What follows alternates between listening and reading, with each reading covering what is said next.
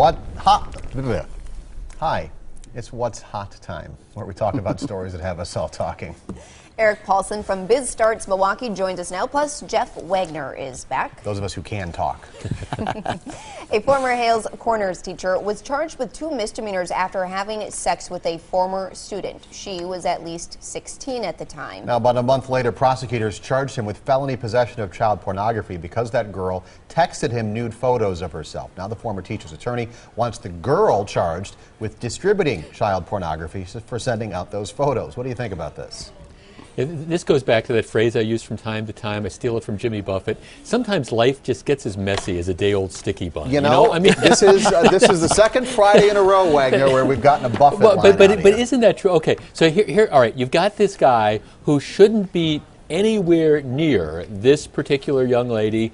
Okay, so he, decides to not necessarily exercise the best judgment here, and so now his defense is, I want her charged. This is one where just give me a break, pal. It's kind of like, you get pulled over for driving, 60 in a 40-mile-an-hour zone. Somebody else does too, and they don't get pulled over. Don't worry about it. Yeah, this is totally a legal maneuver, and she sent those pictures. It was voluntary, so they shouldn't be charging her.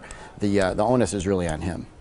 It's just amazing to me, the type of messes that people can find themselves in, and then some of the justifications that they have here. I mean, bottom line is, he was an adult, she wasn't, he shouldn't have been anywhere near her, he made that mistake, and it doesn't change the fact that, he was really wrong if he's guilty as charged, and the fact that she might have sent him stuff too. That's why adults are supposed to be adults. And he also kept those, which is the problem. Is this even something a 16-year-old could be charged with, Jeff?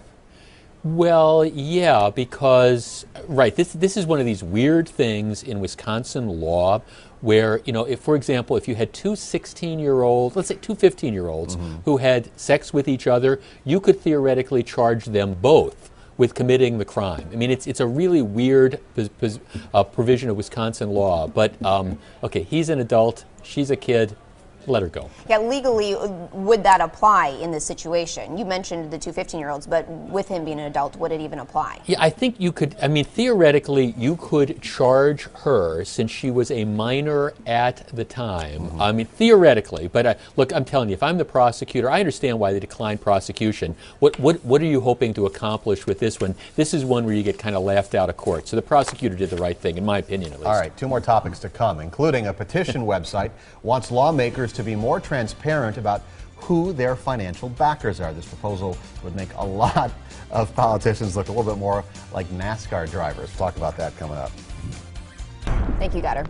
Now more of What's Hot. Again, we're joined by Eric Paulsen and Jeff Wagner from News Radio 620 WTMJ. All right, a petition website hoping to force congressional lawmakers to prominently display their financial backers and monetary support from various lobbies by forcing the lawmakers to wear their company logos on their clothes, much like a NASCAR driver does. This ain't gonna happen, but should lawmakers be more transparent about who's supporting them financially?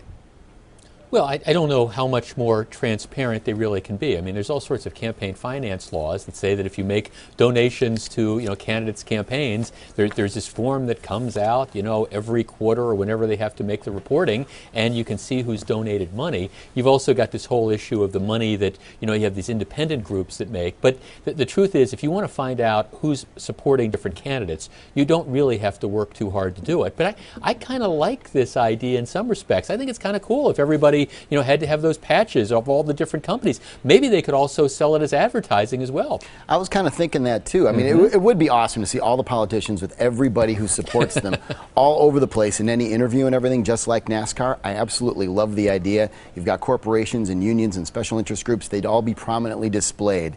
But the fact is, if you do want to know who's supporting a politician, you can find out. It just takes a little legwork. Do we give them numbers too?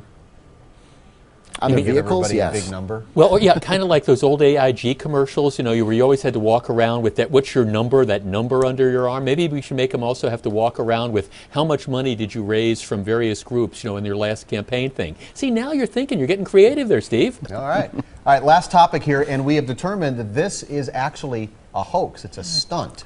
An alleged cheating husband busted by someone who claims to be his wife. A billboard in Greensboro, North Carolina reads, Michael, GPS tracker, $250. Nikon camera with zoom lens, $1,600. Catching my lying husband and buying this billboard with our investment account, priceless. Jennifer. It's signed. Well, turns out it's a hoax, as Steve mentioned. What do you think about these fake billboards that are put up just to get attention? I think they scare the living daylights out of cheating husbands.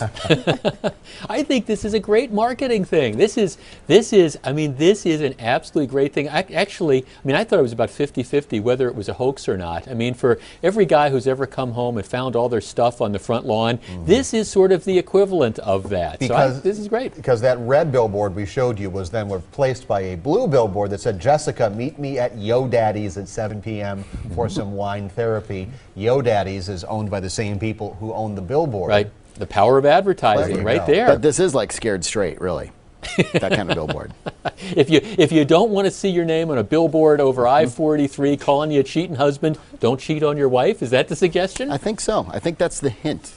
Cautionary tale. If you don't want to lose your investment account to the billboard. Jeff, as it is Friday, we'll give you one more chance to bust out a Buffett lyric on us. No, see, I've already done it. That's the thought for the day. Life is as messy as a day-old sticky bun. All right.